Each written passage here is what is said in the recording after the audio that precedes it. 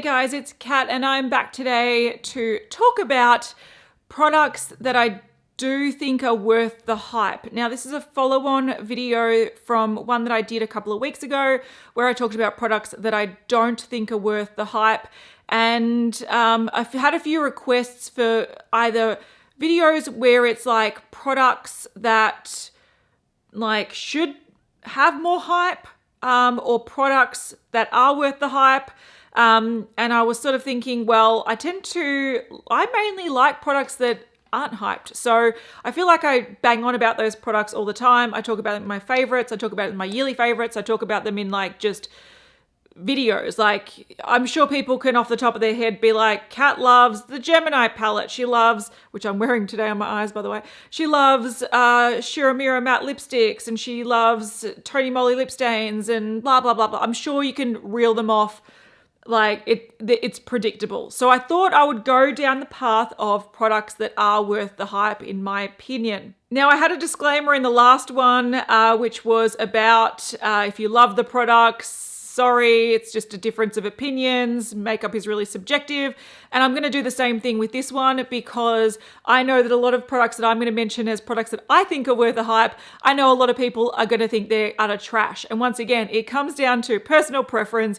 It comes down to your skin, your body chemistry. It's surprising, even when it comes to lipsticks, how different things wear on people based on their body chemistry. So, what works for me doesn't always work for you, and that is perfectly fine. So these are worth the hype for me, but they might not be worth the hype for you, and that's totally fine. If you did want to play along and you wanted to contribute products that you think are worth the hype, feel free to put them in the comments.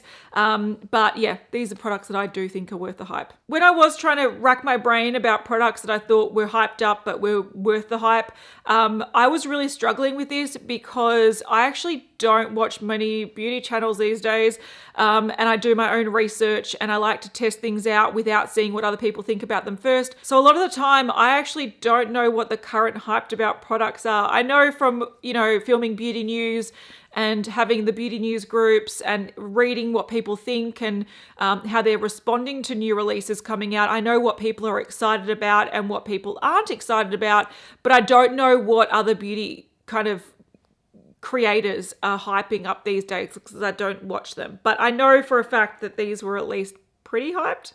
All right, I'm going to talk about the first thing, and I'm going to talk about Anastasia Beverly Hills palettes. I think these are worth the hype, and they mainly had a lot of hype when the Modern Renaissance was released. This was my first Anastasia Beverly Hills palette, and I have I think I've bought every single one since then. That's how much I did like this palette. At the time, this was quite a revolutionary color story. There were like reds and oranges and pinks weren't all that popular. This really sparked the trend. So even though these days it's boring and 1,000 brands has copied the sort of color story, it was very ahead of its time at the time. So I really like the formula of these, and obviously because I've gone back and I've bought so many more, Subculture, the formula is different, so it's not as good as the other ones. But I've got Prism, it's a bit fluffy. I've got Norvina, which I didn't love the color story of. I've even got the new Riviera, which I haven't even touched yet. I haven't even opened it yet. But my favorite palette for sure is the Sultry palette. It's got a beautiful formula. I love the colors. Every look that I've created from it, I really, really adore. So I really like the formula of Anastasia Beverly Hills. I do think they're worth the hype. I get really excited when I see a new one, even if it's a color story that I'm not super, super excited about. Like Soft Glam is just like, you're boring, hun. I know the formula works really well on me. The shimmers generally are very bold. They blend effortlessly. The mattes are generally pigmented, very soft and a little bit powdery, but they apply really nicely on my eyes. I love them. I think they work really well. There are other eyeshadow formulas that I prefer over these, but generally they're not very hyped. So these are hyped, and I do understand the hype around these. All right, I'm just pulling stuff out of a box. So let's go. We're focusing on eyes right now. Stila Magnificent Metals or Glitter and Glow, Shimmer and Glow, whatever that you want to call them. I think these are totally worth the hype. So when these came out, they were mega hyped. There was only a few shades available. I think there was about 5 shades, 6 shades, and now there's an abundance of shades. I think if you love shimmer on the eyes, this is a really great way to get the shimmer on the eyes with little mess, little fuss. This one is called Into the Blue, so this is more of a sort of blue purple duochrome. They're beautiful. They're really nice just to pat on, just put a little bit on the inner corner. These are beautiful. I think the only thing that's possibly overhyped about these is how many shades you actually need. To be fair, even though there are an abundance of different shades and finishes, and there's some duochrome, and there's some like topper ones, and there's shimmer ones, and there's glitter ones, in reality, you're going to find that you only reach for maybe 1 or 2 shades. So you really, like, these are distinctly different shades, but in the range there are like heaps of browns and champagnes, there's heaps of pinks, there's a few blues. You really don't need more than a couple. So yeah, I think these are gorgeous and they last really well, and if you like glitter, these are totally worth the hype. If you don't like glitter, don't get them. I think also with these, you got to make sure you really do mix them up. A lot of people think that they dry out, but in reality, sometimes the glitter just settles at the bottom, so it does take a bit of, sometimes you might want to pop out the stopper and really give it a mix. But I also like being able to get the wand, which is quite big, getting a little detail brush and just putting it as a highlighter, like a glitter highlighter on the inner corner of my eye or my lower lash line. I think these are really beautiful if you, like glitter. Let's stick to eyes. So another thing that I think is actually worth the hype, and it took me a while to actually get around to wanting to try these, was actually the Colourpop Supershock shadows. So I'm showing the back of all of them. What am I doing? I've got a whole bunch of these. I decluttered some at the start of the year, but I've still got like a dozen of them, and they're really, really beautiful. So what these are is they're like a pot of a sort of mousse to powder eyeshadow, and they come in different finishes. You can get matte, you can get shimmer, you can get duochrome, but they look like this. You can apply them with a brush pretty easily. The mattes you can even pick up with a fluffy brush and put it in your crease. It's not a problem, but they're most like intense on your finger. But the reason why I think these are worth the hype is because they're like $5 and the effect that you can get is so beautiful.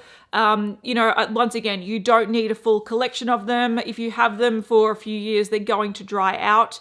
I've had some of mine for quite some time, and if I keep them in a drawer, I make sure I tighten them really well. This is a duochrome white shade.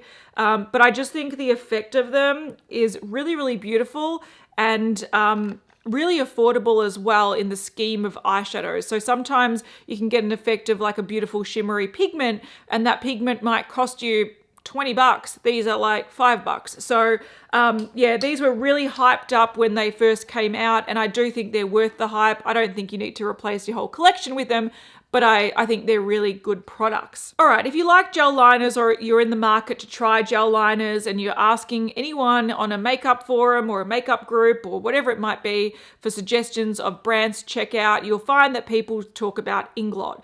Now, I do think the Inglot gel liners are fantastic. I've done a video showing my whole collection. I think I now have like 12 or 13 of them.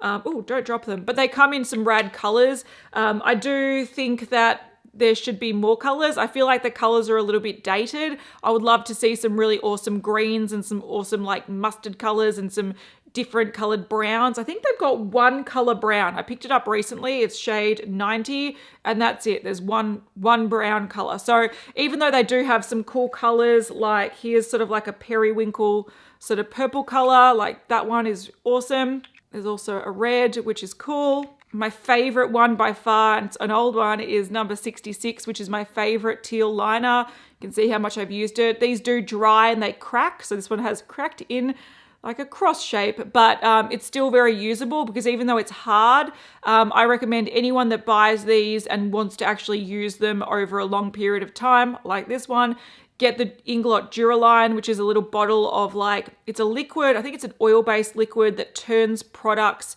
into waterproof products. So you can sort of turn pigments into liners, pigments into paints, and you can rehydrate cream products like this. So all I do is I get a drop of Duraline. I might drop it in the corner I'll mix my brush in to sort of work the product into more of a paste, and then I'll use it and it's perfectly fine. So even if these do dry out a bit, you can still use them as long as you have Duraline, which is by Inglot as well. So I wouldn't recommend buying any of these without buying Duraline, because you'll find that these are massive pots. They're 5.5 grams. By the time you get anywhere close to using them up, they will have dried out, but that doesn't mean they're dead. They just need to be resurrected every couple of days that you're using this. So yeah, I wouldn't recommend putting a lot of Duraline and mixing it together, because it will set it too much and it will be impossible to pick up. But you just do, yeah, a drop at a time as you're using it, and there's no problem whatsoever. The great thing about these is the pigmentation's fantastic,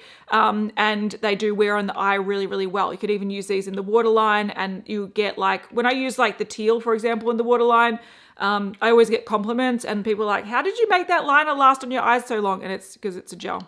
Yeah, so I do think these are worth the hype. I do think there's limitations to them, and there's techniques on how to get the best longevity out of them, but the color range is pretty rad. You can get even like this dark red is so phenomenal. It's one of my favorites. It's starting to crack, so you can see that's starting to dry a little bit. Still usable, but you know, after a while I'll have to use like Duraline on it. I do think these are worth the hype, and they're a really fun sort of thing to have in your makeup collection. All right, I'm going to talk about base products, and I'm going to talk about probably the most hyped up concealer of all time.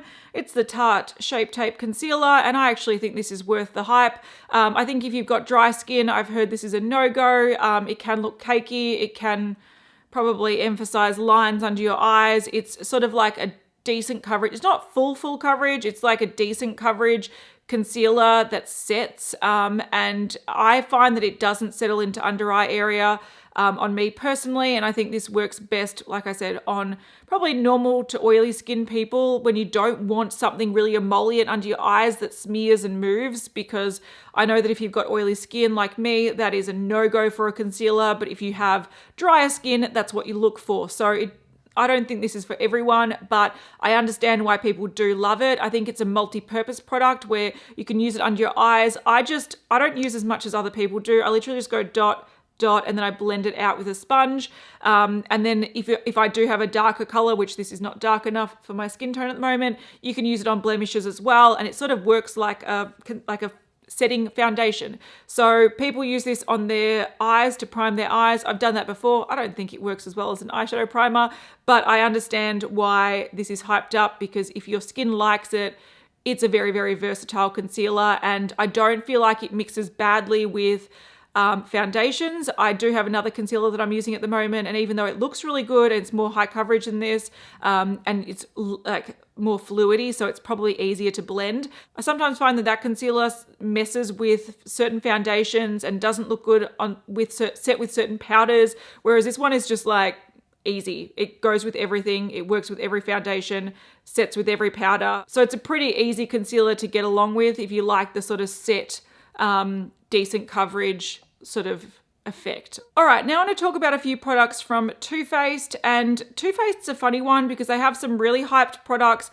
that I don't particularly like the Sweet Peach palette, for example. I do like the chocolate bar palette, but I feel like that hype was from like 5 years ago, so it's not really, like, I think they're worth the hype, the chocolate bar, especially the original chocolate bar palette, but I don't think the hype is no longer here. So I feel like that is a hard one to incorporate into this video, but I do really, really, really love their Peach Perfect range. Their Peach Perfect powder is beautiful, and their Peach Perfect foundation is also really beautiful. The only problem I have with this is I find that it doesn't like being touched up. So if you have little like sunglasses marks, or you need to touch up a spot, it actually can lift the foundation. But if you just put it on and leave it, it's a great foundation. It wears really beautifully, and this powder is fantastic. It's a very, very finely milled. It does have a peach fragrance. If you don't like that, it's a bugger, but it's a mattifying, loose setting powder. It makes your face and under eye area look really smooth. You get 35 grams in this, which is massive, and I think these are really great products. So I really like these. I don't think they're my favorite products from the Too Faced range. I love their glitter glue. I love their melted matte liquid lipsticks, but those products aren't really hyped up. So I can't really include them in this video because I don't feel like many people talk about them, but they're my favorite things from the range, probably followed by these guys. Another Too Faced product that I do think is worth the hype is the Too Faced Chocolate Soleil bronzer. This is the matte bronzer. This was reformulated no, it wasn't reformulated. It had different packaging and they reduced the size of it, but I'd used this years and years ago and I've got one of the new ones and I love it. This is probably not as hyped these days as it used to be, but I think it's a really good bronzer. It's sort of like no fail bronzer. I like the color. I like the effect of it. It's like that perfect tone where it's not, I feel like really cool toned contour products actually make me look like I've got a dirt stripe down my face. So I don't like them. Really warm makes me look orange. This is like the perfect neutral where you can use it as like a bronzer. You can sort of contour and bronze with it. I think this is great. I really like the product. It's one of their sort of staple products in their range and I think it's worth the hype. Another bronzer that I think is worth the hype, and this one, once again, some people love it, some people hate it. It's Hoola bronzer by Benefit. Benefit is one of those brands that I like some of their products and I think some of their products are worth the money. Other products I'm like, why do you even have this in the range? What is the point? But I think Hoola bronzer, which I'm wearing today, is beautiful as well. It's a lighter bronzer. They do have different shades these days. They've got Hoola Light, they've got Caramel, and they've got Toasted, which are darker ones. But this is like my go-to foolproof bronzer. I'm wearing it, like I said, today. I just sort of like sweep it on my face just to give some definition and add some color back into my face. I think this is the most perfect shade for light to like light medium skin tones. Yeah, it's beautiful. It's not too warm. It's not too cool. The only problem with this I find is that occasionally it can apply patchy, but I feel like depending on what brush you use, it can look flawless. And then if you use a shitty brush, it can look patchy. So I think it's the application more than the product itself, if that makes sense. But I really like it. It's one of those staple products. It's a hero product from Benefit and I get the hype. Some people don't. I like it. I think it's worth the hype. The next thing from Benefit that I wanted to mention is the Roller Lash Mascara. I took years and years to come around to try this. I didn't like their real mascara, so I didn't want to try this, but then when I tried it I was like, this is actually really great. So I think this is worth the hype. Okay, the last few things are all from MAC. Back in the day when I started YouTube like 6 years ago, MAC was like everywhere. People talked about MAC till the cows come home. Now you have polar opposites. Some people like MAC and are excited about launches. Other people are like, I don't own any MAC and I never want to own any MAC. I sort of sit more towards I get excited about MAC launches because I have tried a lot of things from MAC and there are a lot of good things in the range. Once again, there are a lot of products that I think should get more hype because they're really fantastic. There are some products that are too hyped and not worth it, like their eyeshadows, for example. And then there are products that do have a lot of hype and I think are worth the hype. So I'm going to talk about a couple. So the first thing I want to talk about, and I don't actually have it here, but I'm going to refer to a different version of it and then I'll put a photo on the screen of the original one I'm talking about. It's the Fix Plus. This is the pink light one. So this has like the pearl in it. So it's supposed to add like a luminosity to your skin. It just adds like specks of shimmer, which I don't know, it's not really for me. But I love Fix Plus. It took me years to come around to trying Fix Plus, but it's totally worth the hype. Fix Plus in its original form is just a finishing spray. I think a lot of people don't like it because they don't understand how it's to be used. So there is like a confusion often between setting sprays and finishing sprays. Finishing sprays are to finish your foundation. So for example, if I use this now, oh my God, I love the scent of Fix Plus. It just makes me so happy. But if I spray it on now, it takes down the powdery look of makeup. So if you find that you put, your full coverage foundation, you put your concealer, you put your powder, and all of a sudden you look quite cakey, you reach for a finishing spray that helps sort of make the makeup meld with the skin a little bit better. It adds a little bit of hydration and it just brings back the skin look to the makeup, if that makes sense. So that's what Fix Plus is actually for. A lot of people think it's a setting spray. Setting sprays are different. They're not designed to bring back your makeup to make it look more like skin and make it look like it works better with your face. Setting sprays are designed to make your makeup wear longer. So they're very different things. And often people look at Fix Plus and they're like, I've tried it and it doesn't make my makeup wear any longer. And it's not designed to. It's supposed to just make your makeup look better once you've finished it. And I think it does a phenomenal job. You can use it under your makeup as like a primer. You can use it over your makeup to finish it and really reduce that powdery sort of cakey makeup look. You can even spray it on your brushes to foil eyeshadows. So I don't recommend these shimmery ones, but the original is fantastic. And if you know what it's supposed to do, you'll probably start realizing how great it actually is. And it's just one of those products that's quite addictive. Once you use it and you use it up, you're like, I want more. I want more of it. I love it. I'm going to repurchase Fix Plus. I just want to use up a few finishing sprays before I do. The next MAC item I want to talk about is their lipsticks. I think MAC lipsticks are totally worth the hype. I think not all their lipsticks are worth the hype, but a good majority of them totally are. So if I look at my lipstick bullet collection, I probably have my biggest range from any particular brand is MAC. I think they've got some really beautiful colors. They've got some beautiful finishes. You can go sheer, you can go sparkly, you can go shimmery, you can go matte, you can go retro matte, you can go everything. There's so many different formulas these days, and I think overall they're overwhelmingly very good. MAC Velvet Teddy is probably the most hyped shade, and I had it way before the hype. I think this is my third tube. I haven't opened it yet, and it's the most perfect nude. If I had to just use one nude lipstick every day and it was going to be Velvet Teddy, I would be totally fine with that because it looks beautiful, it wears really well, it's very comfortable. I love it. And they've got some really, really beautiful shades and formulas. I only picked up a few, but this is a beautiful red. This is MAC Chili. They got some vibrant shades. This is Morange. We've got some dark shades. This is Dark Side. They've got such a beautiful range of colors and different finishes.